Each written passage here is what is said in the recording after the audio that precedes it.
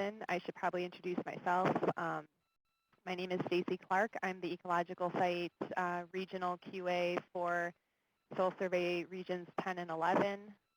I'm located in St. Paul. If you guys have any questions about this or anything related, you can always shoot me an email or get a hold of me or Kevin. So Kevin Godsey is a soil scientist in Missouri for Region 6.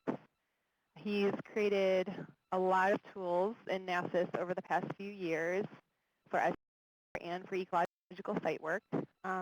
In this way, he's gone above and beyond the call of duty to provide this and this type of training for us and other kinds of support for the agency. So I just want to acknowledge that. We've also been working on creating a Word document with instructions and screenshots that will be a comprehensive sort of outline and training document that you guys can use down the road to help you through this process. Once we finalize that document, we'll be sending that out as well with the zip folder with the tools if you don't already have that. Also, some of these instructions are going to be included as part of an updated version of Chapter 24 in the NASIS User Guide, and then possibly some of it will also become additional information in the National Ecological Site Handbook. So the only final disclaimer I want to make before Kevin starts is that this webinar, the purpose of this webinar is to go over the creation of provisional ecological site projects in NASIS. Before you get to this point, we are assuming that you've already done the initial steps of downloading the soils for your MLRA, doing your soil sorts and your legend spreadsheets, reviewing it with the technical team, and drafting some basic site concepts, and working through the QC and the QA on those. And then at that point, you would be ready to do this.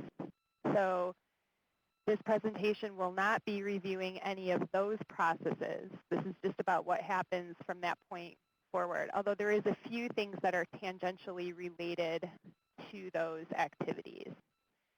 So if you have any questions about how to do soil sorts or how you develop the legend or these spreadsheets that we keep talking about, you can ask your ecological site quality assurance specialist for some training or assistance with that. So without further ado, I'll go ahead and let Kevin start the webinar.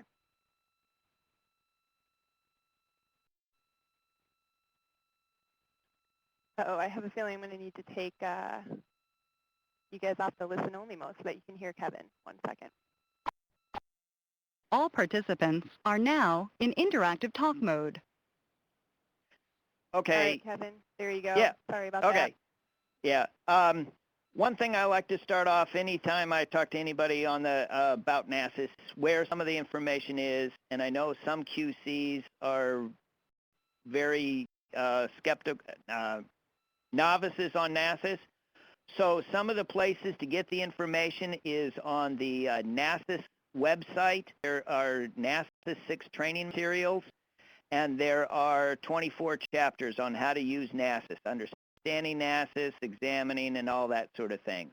Also on YouTube, there is a whole set of videos that Paul Fennell's created for each one of these chapters. Then in NASIS, on the NSSC Pangea, there are 3 reports at the very top. One is called How to Read a Query, and you can run it without any data. And it has just a description of how to read a query, because you got to know what the query is doing to understand why you're not getting the data you're getting. And with 6.4, it's gotten pretty complex with the national database, the local database, the selected set, and like that. There is also one on how to read a report. What is the report doing? Why is it not working, or why is something not loading? And this will help you there. The other one that I try to keep updated, and I just did it for 6.4, is this NASIS Quick Tips. This will tell you on general tips on how to load your data, keep things small. It has filtering tips, editing tips, and if you read through this, I even go back and reread it periodically because I forget about some of the things that occur. So in NASIS, now Stacy said that we're going to start at the spreadsheet, but then somebody was saying, well, how do I get this spreadsheet? So I'm also going to show how you can get a spreadsheet or how you can load map units. Here is in NASIS, there is an ArcGIS tool that Stacy has sent out to everybody, and it's called the NASIS Sergo Toolbox. And there are 7 tools, 2 of which I'm going to talk about today. So here's my MLRA area, and I have the LRU of 116C highlighted in the baby blue. And if I do a simple selection by location, and I select features from the MU polygon, that's the most recent sheet for the MLRA that the MLRA has put out. And then if I pick from the MLRA office selected feature and click OK, it will then intersect the source layer features and get me a selection of the MU polygons by the MLRA area. I'm not going to turn the image on because it takes so long to run, but they're selected up underneath here. And then number 4 is create MUID query from spatial data. So when you run this one, you double click on it, it opens up, you pick the MU polygon layer, and then you click OK. What it's going to do is it's going to go to the table for the MU polygon, take all the MU keys from the selected list, and it's going to write the SQL query for you. So here it is, starting in the top left-hand corner from Legend. This is a query that you can copy, and you highlight everything from to the last parentheses. Do a Control-C for copy. Over in NASIS, on the query page, you click on a new query. You can type in a thing like MLRA 116 load or whatever, so you can use it more than once later. On the query tab, you paste the query. And then you can run it nationally. Because these are Legend map unit IDs, it's going to can pull down the legend map unit, the data map unit data from the national database into your selected set. I'm not going to run it, but if I ran it this way, you click on Legend, and then you don't need pedons and sites for ESDs, but you do need the data map unit, and legends. You run it, then you hit the Accept button, and then you would run it again locally to get the data into your local set. Once you do that, you can then run a report, and it is called, all the queries and reports are in NSSC Pangea. They all start with ES. Again, this is all in the documentation, all the names of the reports. There's a summary for every report in the documentation, says what it does. And I will also get on the description, in the description page here, what the query does and how it works. But there is a ES development sheet, and if you run it locally on the local database, you've got everything loaded, and you hit the %, it will then generate a report. Again, because I've got such a huge data set in here, it'll take a long time, but that's the way it works. Hey, Kevin? Yes. Do you have an example of the report you can show us, though? I mean, I've not seen the output, so if you had it, that'd be great.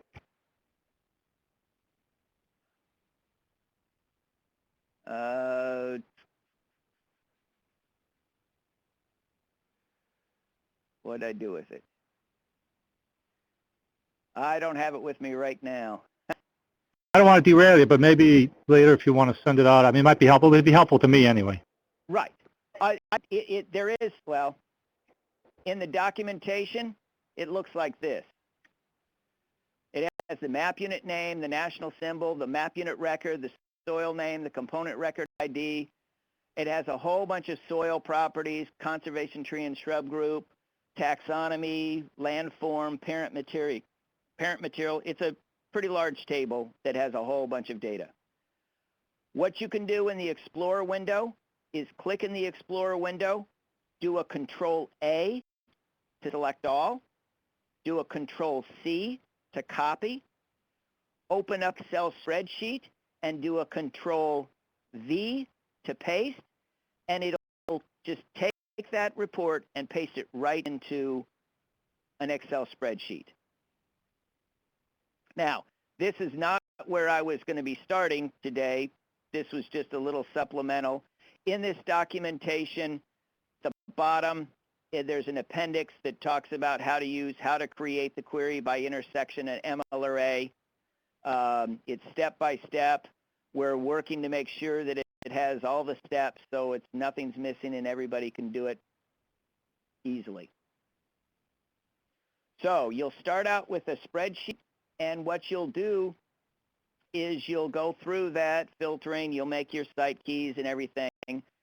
Once you've got that done, I have an Excel spreadsheet which Stacy sent out to everybody called Populate ESD. And what you'll do is copy that table into this spreadsheet, and it will look like this. So there'll be a co-key and an ESD ID that you have created. And what I'm going to do as a demonstration is run this on MLRA 116 in Arkansas. Another thing, to run this, every component ID that is in this spreadsheet has to be loaded and checked out, or the system will not run.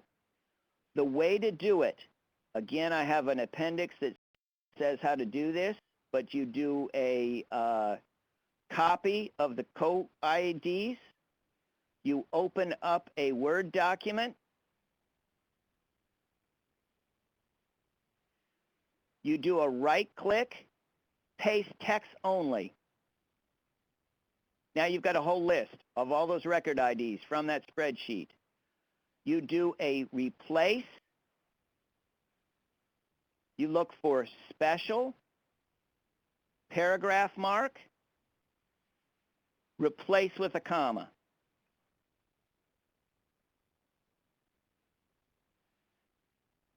Now what I have here is a list, comma separated list of all the components in my spreadsheet.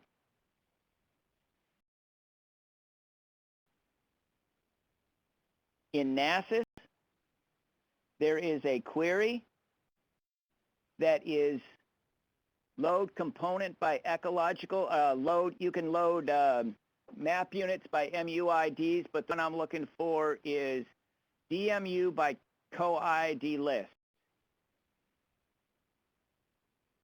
Click on data map unit, you paste that list into it, and you run.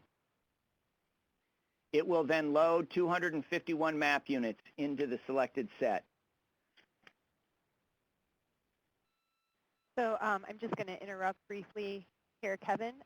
If you want to change your linked Outlook status to Do Not Disturb, then people won't be able to IM you since we're recording this.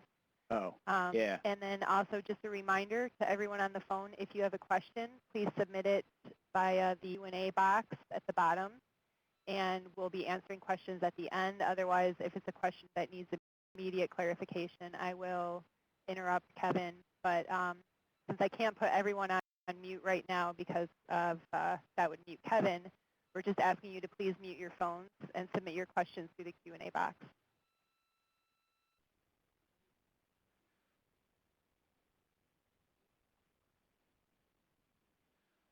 So in the data map units, here they all are. I can select them all and check them out. I could have checked them out when I loaded them up, but I forgot to hit that button. I do that periodically. Then from the Excel spreadsheet, populate ESD, this spreadsheet, column A and column B are the only two columns that are required. That data has to start on line 4. The co-key has to be in column A, and the ecological site has to be in column B. When this spreadsheet is saved, you come up here and you click on this, the Excel upload button. It then opens up, and I pick Populate ESD and run it. And what it's doing is it's looking for each component record ID. When it finds it in the list in NASIS, it will then populate the component ecological site table with the corresponding ecological value. It will do up to right now it's set to do up to 2,000 records. No errors were detected at the bottom, and it was completed. So it did that in about 20 seconds or so.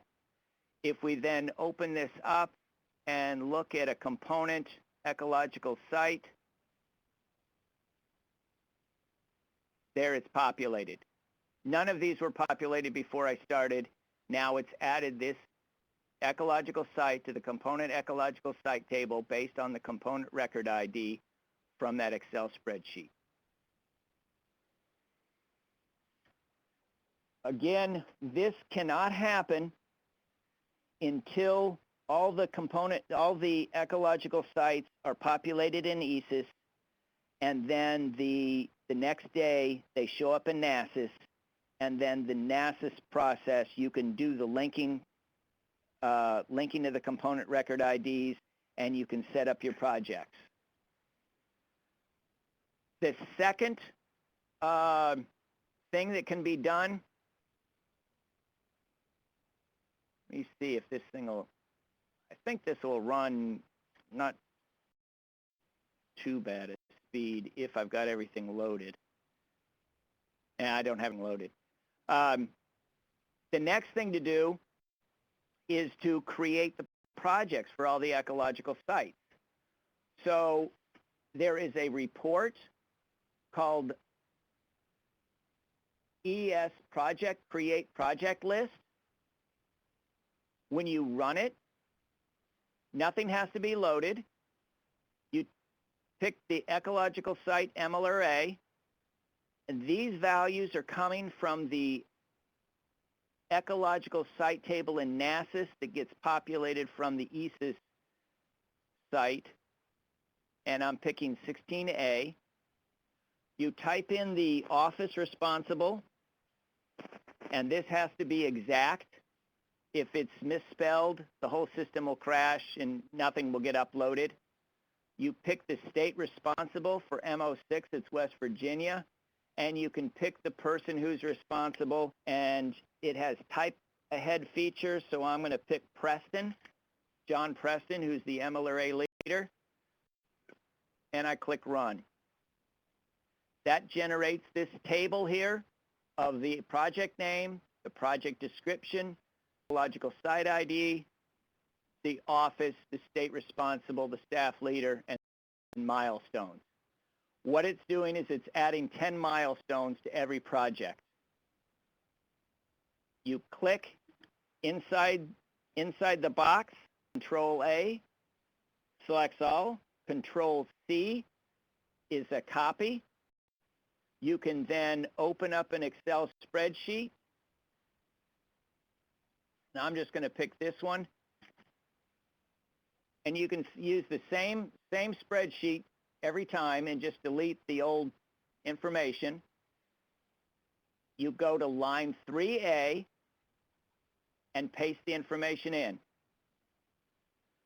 So this is ESD project single, and this is a multiple, but that's okay. So all I have to do is pick that particular spreadsheet.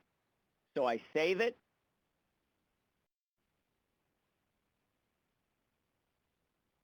In NASIS, I hit the upload button, and I pick ESD project single, click open, and this upload process will create up to 200 projects. Now, on line 174, I don't know if you can read it, it's pretty small, cannot save because the new row, the project name must be unique. That's one of the things that this sheet does, is it makes sure that you can't put in multiple names. On line 174, there is a project that's already in the system, right here. You can do one of two things. You can delete these records, or you could put a 2 after it so you could see which one's the better populated. If you're not sure what the other one is, you could go into NASIS and check that one out. What I'm going to do is just delete it from these records right here. Save it again. Do the upload process. And it will, again, create up to 200 records, 200 projects with milestones, the staff member added that was off that spreadsheet, and it's done. Now in the project, there are 59 brand new projects by record ID. The map units are not populated. They're empty. The next step, just a few other things in here, the office responsible, 6 SPR, Springfield, Missouri, West Virginia is the state responsible. Every one of them has a staff member that is John Preston, that's the project leader. I did add in some other things for land category breakdown. I put in 1 acre. That way it opened up the line. You can then put the acres in multiple different ways and just change this 1 to however many. If the area, if all the map units are in a whole bunch of different land category breakdowns, federal land, non-federal land, and that sort of thing, you'll have to add your own lines and divide it up. So the next thing is to get the projects in here. So what you can do is go to the project ecological site, highlight the record, copy it. There is a query that is called Load Components by Ecological Site. And there's one that loads map units by ecological site. We want the map units. You run it, and we're going to go for the legend map units, for the map unit, and you paste in that ecological site. 49 records were selected that have that ecological site. You go to the map unit table, select all, copy row, go back to the project table, project map unit table, paste. Now this project has been populated with all the map units that have have a major component with that ecological site ID. Then there's the mapping goal. This is where some people want to do it one way, some other people want to do it a different way. But one way is you type in the fiscal year, and we'll say 2016, and then we'll pick a staff member, Preston, and there is a calculation for the project mapping goal called Ecological Site Acre Test. You click on that,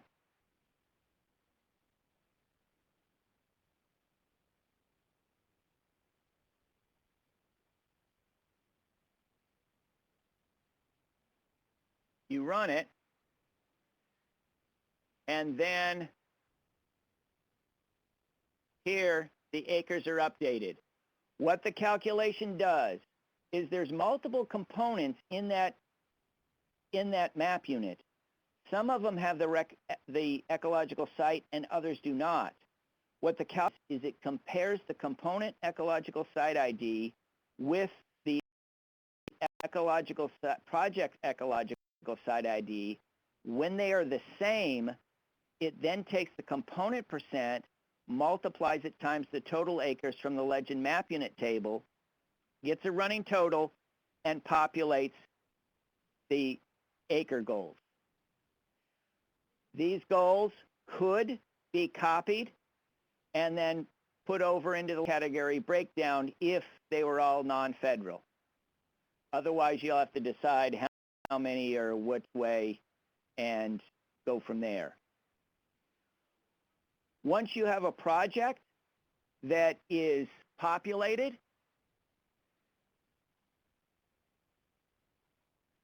and I'm going to save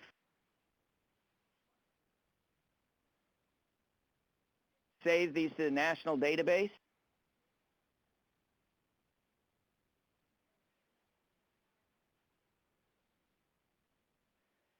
And once they're saved, there's another GIS tool where you can take the project name, copy it out of NASIS, paste it into the tool, GIS tool, and it will create the spatial distribution for all the map units based on the project map unit overlap table, or project map unit table.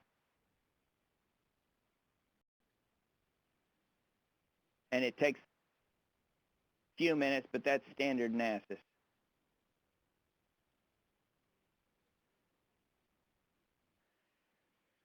So there are also some other checks.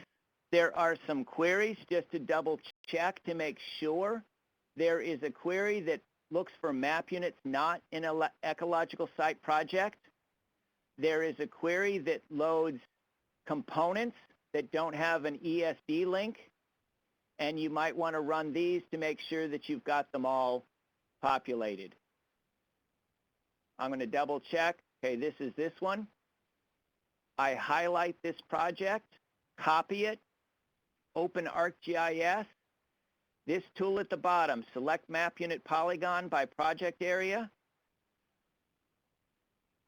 Paste the name into the project. Pick the MU polygon. And I need to clear my selected set first. I mean, clear the selection because it would have tried to run on the selection. Pick the MU polygon and you run. And in the past, it takes anywhere between 4 seconds to a minute to run. It found 199 map units belonging to that project, and it ran in 16 seconds.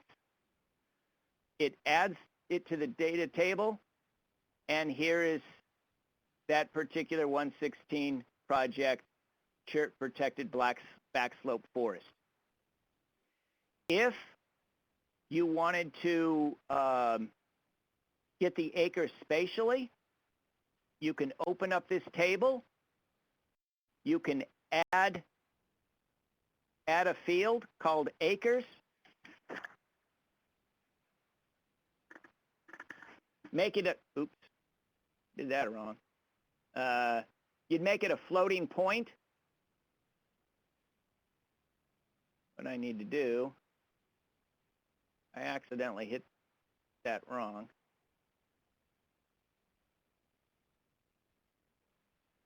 But you can add an acres column, calculate the acres, and do a summary, do a statistics that will sum up all the acres. You can copy that number, paste it back over into NASIS. That would be all the acres, but that's the total map unit acres. It has nothing about component percent there.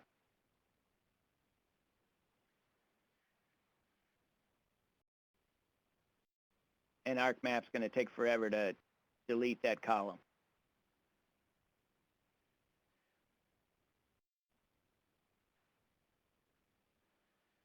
some of the other queries that I've got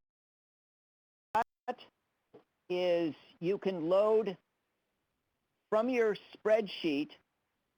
I have the map unit record ID in the spreadsheet.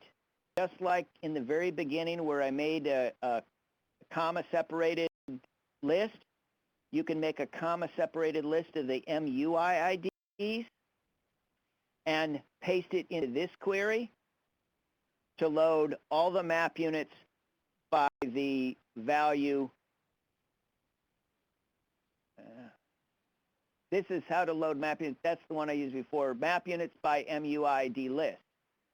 And you'd click map units, paste the list into this record ID here, and run it. It will load all the map units for that particular project, and then you can paste it in. Some people don't want to link the components until the very end, so you could load the map units into the selected set off your spreadsheet by doing a comma-separated list, loading them up, pasting them, copying and pasting it into the project. I went through it quickly just because I'm nervous and my leg is hopping up and down like crazy, but are there any questions? I can show another process again or anything like that.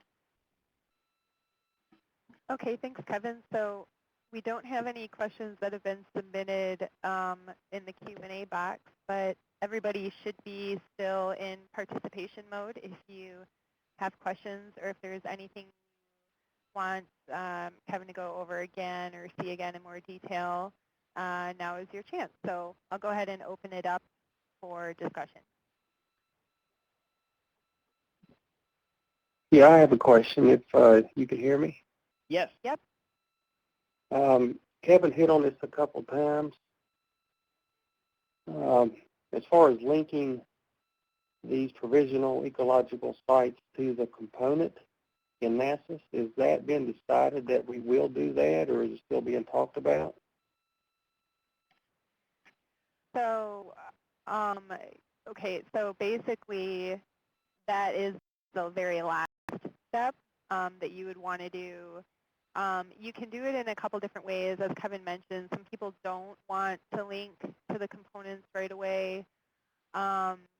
If you have a spreadsheet, you can create your projects and upload the map units without doing the component linkages to your ecological site IDs until your quality control and quality assurance of your provisional site concepts has been completed. So because these are all separate queries, you can, you know, theoretically you could do them in stages. Okay, but ultimately, it will Ultimately, it be does linked have to be correct. Ultimately, the very last, to complete that milestone 10, which is provisional ecological sites identified. This is the new milestone 10, not the old ones. In order to say that that milestone has been completed, you have to have the component child table correlated with the link to the ecological site ID in NASIS. Okay. Well, it makes sense that, you know, perhaps using the query to select a map unit ID could be, I guess, maybe a more conservative approach, just so that you may avoid a lot of maintenance of that component linkage, perhaps. But that brings up a really good point. And there is a load component by ecological site ID. And if you click on just the component itself, if I highlight this one and run it and pick component, what I can do, I can run this nationally or locally. It will load every component with this record ID. Let's say you have, this was a provisional, one of your very first provisional ones, and you want to get rid of it, or you're going to split it into two totally different ones. You can then load all the components, 82 of them, with that record ID, and then do a find and replace or change it one way or another. okay. So once it's right, populated, once it's populated, it's not a big deal of maintenance if you use the right query to select them.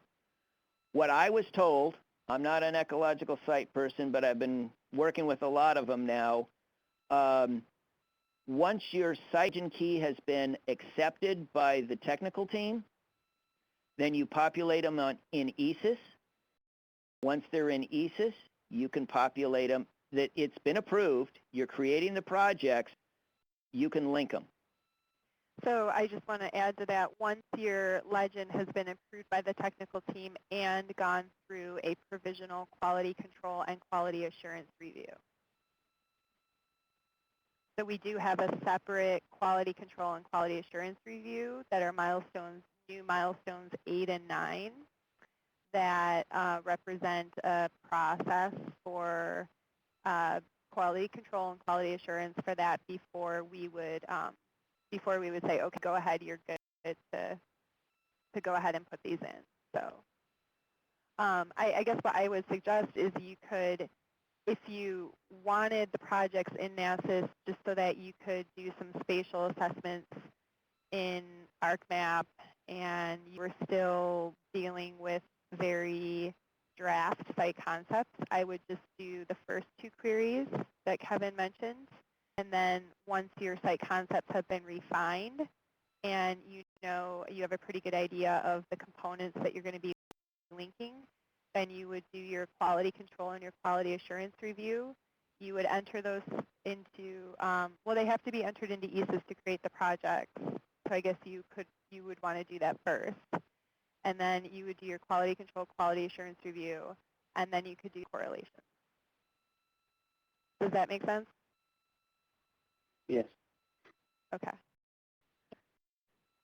Another place to check is the URL list, and near the bottom, there is an ecological site project, and you can run these reports outside of NASIS, and if you know the name, you can put them into the parameter boxes and run these checks here. So you've got the spatial distribution. Once the map units and everything is in a project, we have dozens of reports that you can analyze and check on projects. If it's not in a project, then you have to kind of fish around manually looking for them in the spatial in GIS and select them manually and that sort of thing. Once they're linked together into a project, then you've got a lot of handy tools to refine your data. Again, these are just provisional map units or provisional projects, and I can almost guarantee you many of them will be split, combined, changed. I've been working with Fred Young for over 12 years. He's been working on it for 16 years for ecological sites. He had a legend within a month for MLRA 116, and he's been beating on it for 16 years now. So you can get a quick legend, and what I believe what the national office, and this is only my belief, that they're looking for a happy medium of getting a fairly good legend of ESDs for the ecological sites. It is not perfect. They are not approved. They're provisional. Yeah, and I guess I would add to that part of this too is that you know, we're constantly on the one hand, even if an ecological site is approved, you know, we're constantly sort of revising our soils data, doing MLRA update projects, doing SDJR, refining our site concepts. Sometimes we get the opportunity to partner, collect more data, monitor, do things like that. So we're constantly, we consider ecological sites, and to a certain point, the soil survey data as always being, you know, never quite being finished. So the best, you know, we want to just find the best way to keep track and have queries that will help you keep track of data that's changing in the database over time. I think that's always going to be a constant issue for us that we need to keep track of. Stacy, this is Greg Taylor. I got a quick question. Sure. I'm sort of new on this. Who are we supposed to be training in this?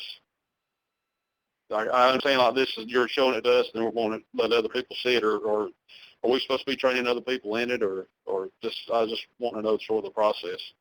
Sure, sure. Well, our hope with this training and with this instructional Word document that we're going to send out is that we wanted a little bit of time for the ecological site quality assurance specialists and your regional staff, so your SDQSs or your senior regionals, whoever you usually work with on this, to understand these queries and reports, understand why we're doing them and what's needed, enough so that you guys can then provide guidance to your regions. Every region might want to approach this a little bit differently. For example, some regions may want all of this to be handled at the regional level. So I think, like, for example, in MO10, we're going to be doing most of the project entry and the correlations and stuff for our MLRAs. So for other regions, they may want their MLRA leaders to be doing this. So I think on the one hand, that's going to be up to your region and your regional director about how you guys want to handle this. But I think ultimately you're going to want your MLRA leaders and your ecological site quality control staff to understand that these queries are available to use and that these processes can be automated and how they work so that they can do their jobs, basically. So I guess, at a certain point, some regions may decide that a lot of this is going to be handled at the regional level, but on the other hand, some of these tools, especially the ones that, gather the map units for you and allow you to spatially view them in ArcMap, they're really going to be helpful to your ecological site specialists, your local specialists. So I guess the MLRA leaders and the ecological site QC specialists are probably the ones who would be most interested in knowing at least a few of these. But other than that, it's a little bit of a toss-up about how regionally, how you guys want to handle, the creation of all these projects and stuff. Does that answer that question? Sure, I got it. Stacy, I got a couple more questions. Sure. Kevin mentioned that the tool that creates the projects will add the 10 milestones, and I was wondering if the 10 milestones have been solidified, if those are up to any more scrutiny, or are they good to go? Are the ones that are chosen the final 10, or? Well, so, I guess the short answer is I don't know for sure yet. Okay. From my understanding is that the milestones that we recommended, the new ones with some of the additional milestones, have been generally accepted, and Paul was willing to go ahead and update those in NASIS so that they will be available to use as soon as the national bulletin or initiative document comes out with the rest of the guidance. The milestones themselves need to be added or changed in the National Ecological Site Handbook. So that's something that the National Ecological Site team is in charge of. And the last thing I heard from Joel was that those milestones were accepted for that purpose. So now that being said, we've chosen those first 10 auto-populate for these projects because we feel that they represent the process from very beginning to the point where most people are going to want to be at this point in the process. You don't have to use every single one of those if you don't want to, or you can add others like English edit or other things, or soils ones, project approval. You can add other ones to it. You don't have to always stick with those 10 It's just our recommendation that those 10 represent the process as it typically might unfold, especially in an area where there's no prior ecological site work.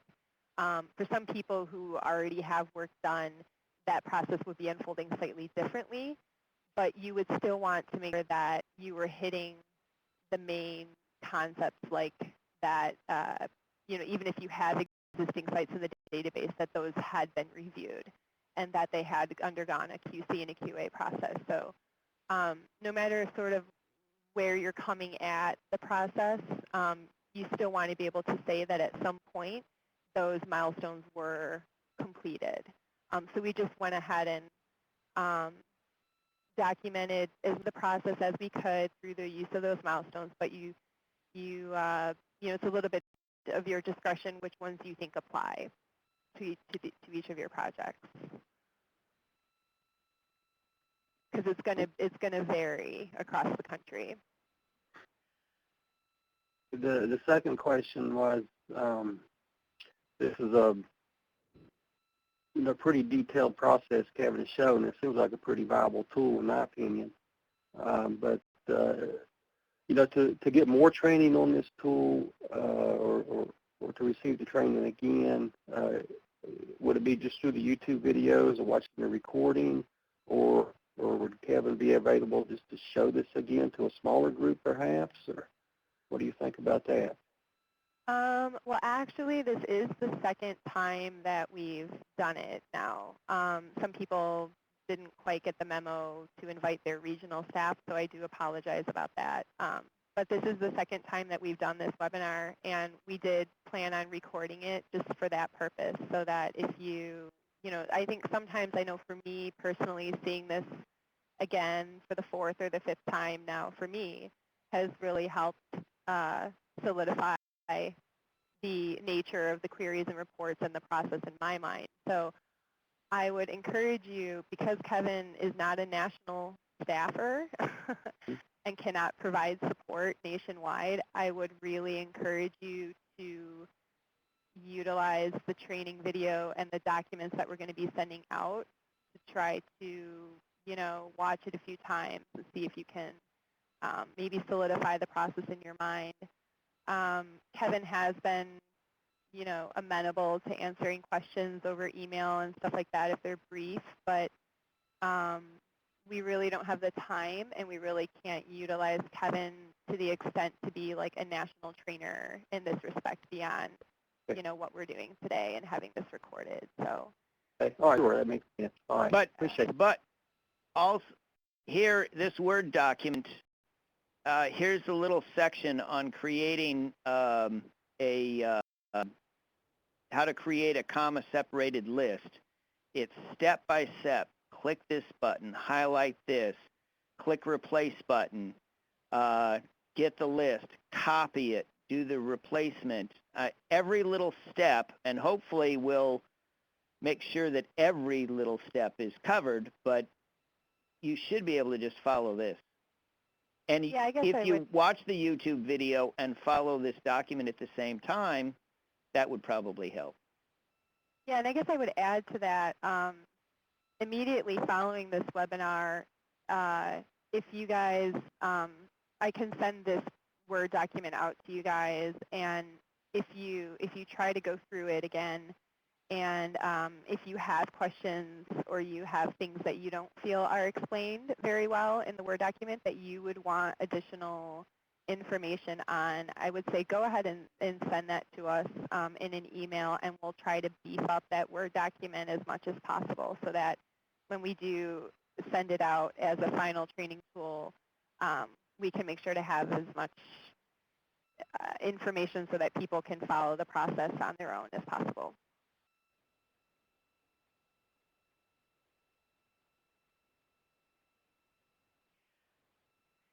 Good question. Also, the one thing that somebody was asking about this report, the developmental sheet report, it's on NSC Pangea in reports, ES development spreadsheet. If you run it against the national database for an area symbol, I did that for MO 123.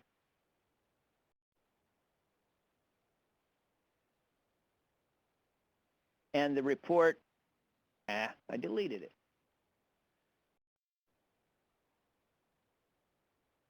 You run it nationally, put in an area symbol.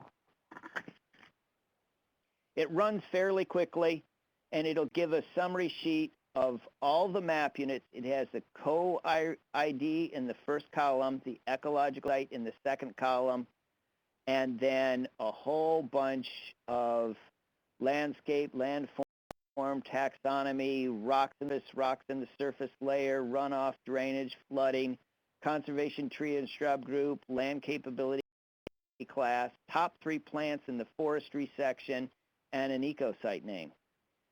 So run this report on a national database against the area you know, and if there's any data that you're wanting more of or less of, let me know. All you have to do is once it runs, click in it, Control A, Control C, open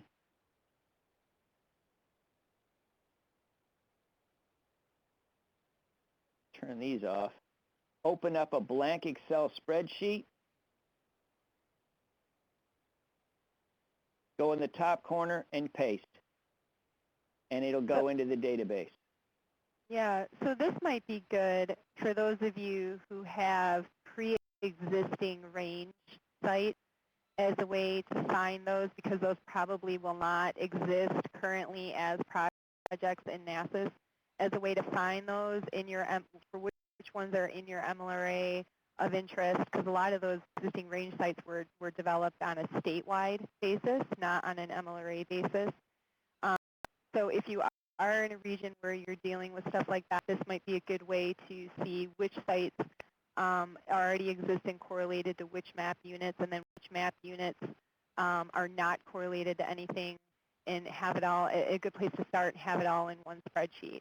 Because sometimes we look back at the range sites that are currently correlated in the database, and when we compare it to an MLRA-wide legend, we find that some of those might be currently, maybe over-correlated, so we would want to take some of the map units out and correlate them to a newer site concept. So in that way, you're refining your pre-existing range sites and really integrating them with a MLRA-wide ecological site legend.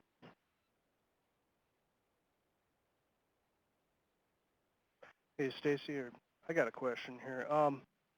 This is Dan. As being the database manager for the region here, I have some concern with some of the automation with generating NASIS data. Just with, the concern of duplicate data and just managing and updating the data. But one of the concerns I do have is the having ESAs dump data into NASIS. I can control who has access and who enters data, and I can manage the data in NASIS, but not having, I can't control ESAs. And if data is being automatically entered into NASIS from ESAs, that's one of my concerns, taking that control away from the regions. And also just the, Kevin very quickly there created 50-some projects, relatively enormous amount of data, or enormous amount of records. And I have a concern that if people with, I guess, limited amount of NASIS, I understand this is trying to make NASIS easier, but if you don't have a really good understanding of the database, and we simplify things so much, I can really see some potential issues with getting novice people in NASIS having the ability to make large amount of records relatively fast. I mean, that's just a concern that I have when I see this process. I got fairly experienced people in NASIS that make mistakes daily, including myself. Sure. So, I mean, that's one concern I have with this, and I think we need to keep that in the back of our minds somewhere. That's when we're. I'm gonna let Kevin go ahead and answer, because he has some built-in checks for things like duplicates and whatnot that will help, I think, address that. Yeah, Okay. well, NASIS will do that, But I mean, just if you can create a couple hundred records relatively quick, we need to manage this.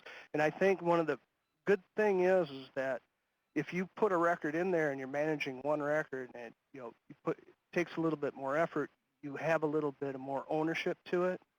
But I think having the MLA project leaders involved with these projects a little bit more, and maybe in different regions they are, but I think and the project leaders for the most part are fairly experienced with NASIS, and I think if there's more involvement with the project leaders and the ESQC people, might assist, might work out a little bit some of these kinds. Yeah, I think. Yeah, again, I just think it's going to vary by region, sort of who keeps track of this and who's doing it. And I'm going to let Kevin answer some things because I know he's got some things to say about that. From the ESIS side of it, so it's very limited what data actually gets dumped into NASIS from ESIS, and there's really no, the only way, like you said, to screw that up would be to enter it improperly into ESIS in the first place. So that's why whoever's doing the data entry into ESIS, that needs to be quality controlled and quality assured before we do this. So that's why. So your QA, before these things are correlated at the component child table with the ecological site ID, your QA should have gone in and checked that data that was entered to make sure it's properly entered. So that is an important step as well. So it shouldn't just be anyone and everyone going into ESIS and then enter data, and then all of a sudden, something's in NASIS and there's a project and oh my gosh, Right. but, Okay. Yeah. So that the way I showed it with that project list, that's only done once, and I would say only a regional or somebody up high should do it. And what it does, it created 59 projects. Those 59 projects I have to create anyway. By doing it this way, it saves a lot of typing. Now, in the ecological site ESIS data dump into NASIS, right now there is 10,422 ecological sites in NASIS, and they're in this table here. And it's everything dumped ESIS automatically. Then the ecological site is calculated. And where I'm pulling the information is from this table. So I'm not creating any, I'm just realigning some of the information from one table and sticking it in another. But the report to do a project list, that would be run once on an MLRA once you've got a lot of all your MLRA projects in there. After that, then there is a report called Create Single ESD. And this one, what it does is in the ecological site, you pick one ecological site. And then you put in the area office, pick the state, pick the person, and you run it. And it creates a single project table that can be copied and pasted into that Excel spreadsheet and run. People say, well, that's just one. Why do this automatically for one table? Well, that is a lot of typing with a lot of possible typo errors and everything, opening up the project ID table or the project ecological site ID table and populating, typing that in, going to the staff table, typing in the person, putting in all the milestones, the project description. That is a friggin' lot of typing. And this thing will save you from typing. Here, you're only doing one project at a time. The multiple project list, only one person would do it. It would be run once. It can only be run once because once it's run, it can never be run again because NASIS will not accept a duplicate name. And it would just stop. Before it loads anything, it goes through a validation and it says, this project already exists, you can't do this. Other than that, I feel your pain about control and novices getting in there and messing up the database, and I think what we need to do is just keep training them so they're better database managers. Also, there was a good question the last time we did this webinar. Kevin, do you want to just mention briefly what would happen if you tried to correlate an ID to a component that had a different ecological site ID already correlated to it? Oh, right. If in the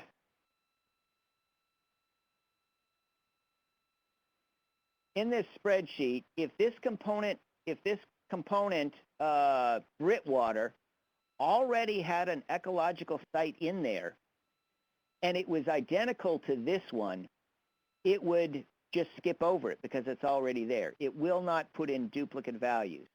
However, if there is a Britwater in there and the ecological site is some other value that somebody accidentally or erroneously assigned to that Britwater when they shouldn't have, or I can give you a very specific example in MO109.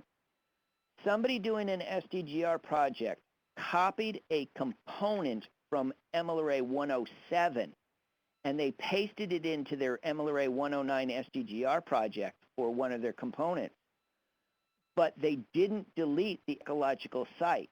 So now an SDGR MLRA 109 map unit has a 107 ecological site.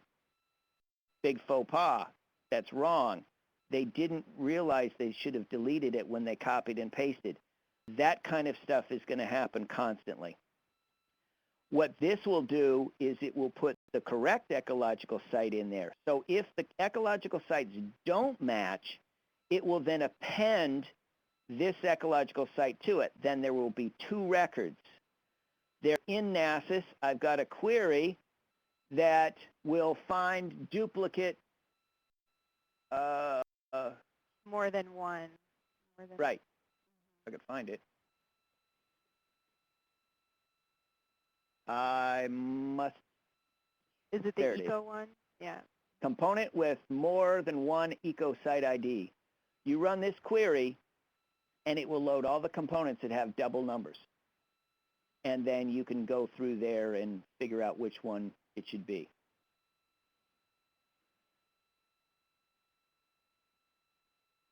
So there are, the upload process has a lot of validations. If the area name 6SPR was put in 6SPX, it will not accept it, and it won't load any data. It'll just validation error, this area doesn't exist. You could accidentally put in the wrong state. I could have put in Indiana in that state, and it would have said that all these projects were registered by Indiana when in fact they're really registered or responsible for West Virginia. But you can do that manually error.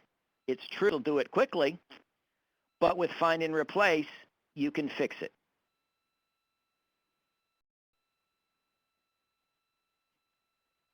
I don't recommend these tools for somebody who just learned NASIS and has no clue of what goes where and why.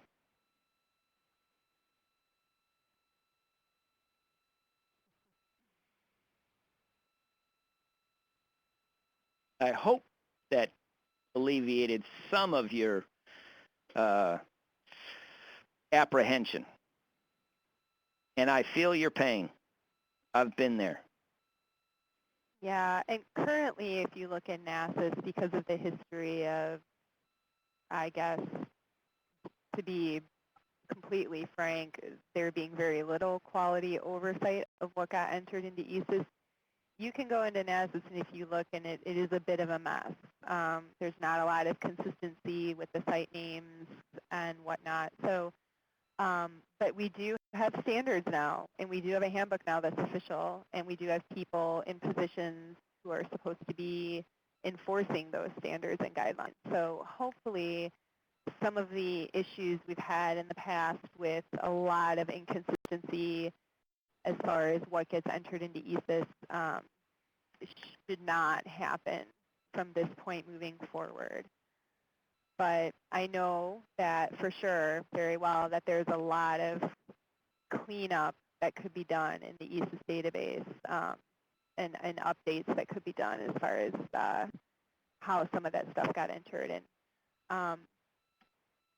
but yeah, so good questions. Does anyone else have any other questions or anything that you want to see again before we wrap up?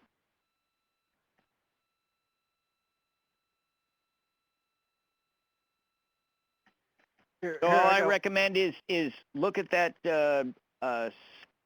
developmental ESD report by area and see if you want anything improved or better. It's a simple copy and paste into Excel where you can filter and sort to your heart's content, get the ecological site IDs, and if there is a map unit if there's a component with an ecological site ID already, it will show up in that report. Here, I got one more for you, Kevin. Yeah. How about it, with this being in conjunction with SDGR projects and with the possibility of a data map unit or a map unit getting correlated and that ESD not coming along with it?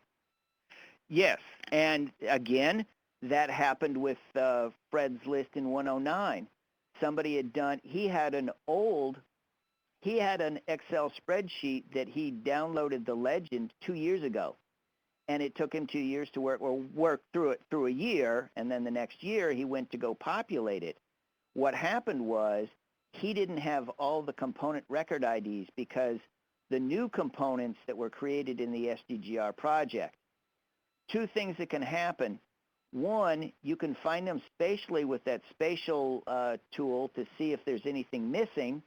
What I did was I created a map for a spatial distribution for all the projects, and it should have turned solid red inside the MRA. It did not.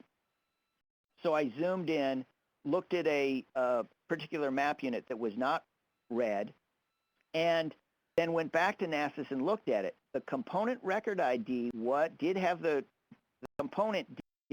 ecological site ID, but the map unit was not selected for one reason or another. Either it wasn't in Fred's local base, or when he did a copy and paste, some people maybe do this and then miss a whole bunch of map units not on the screen. They'll just highlight the ones that they see on the screen and then copy and paste, and then they missed a bunch.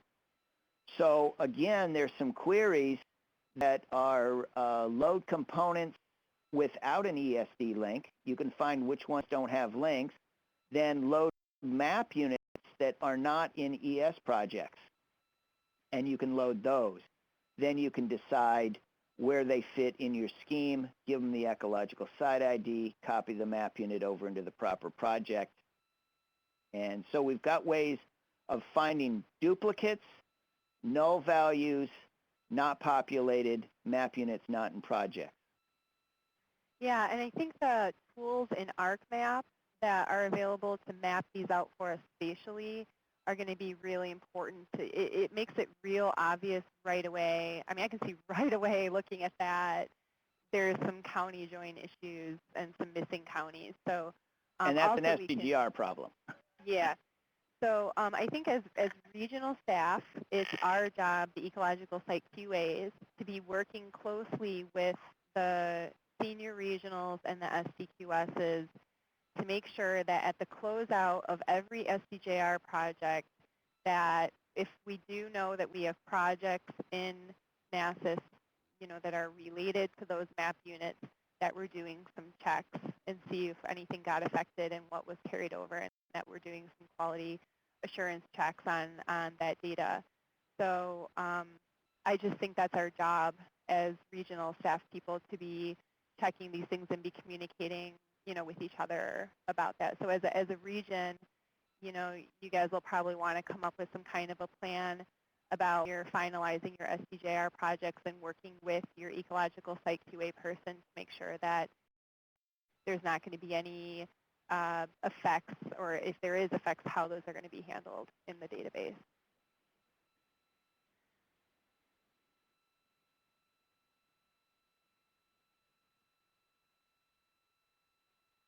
All right, any other questions?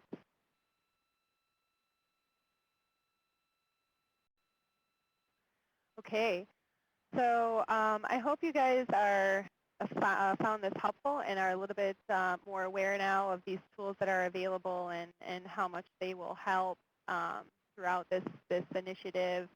And what I'm going to do is take the list of everyone who participated today and send you out our updated version of the Word document with the instructions along with the toolbox of tools. And you should have the ones that are in NASIS should be there for everyone.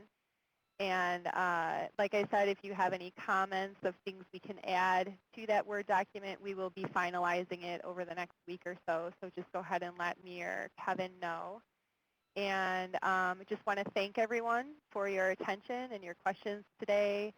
And Sean McVeigh said that he should have this webinar posted to YouTube in about a week. So once we get the webinar cleaned up and posted to YouTube, I'll send you guys out the link for that as well. So thanks everyone. Have fun getting started with your ecological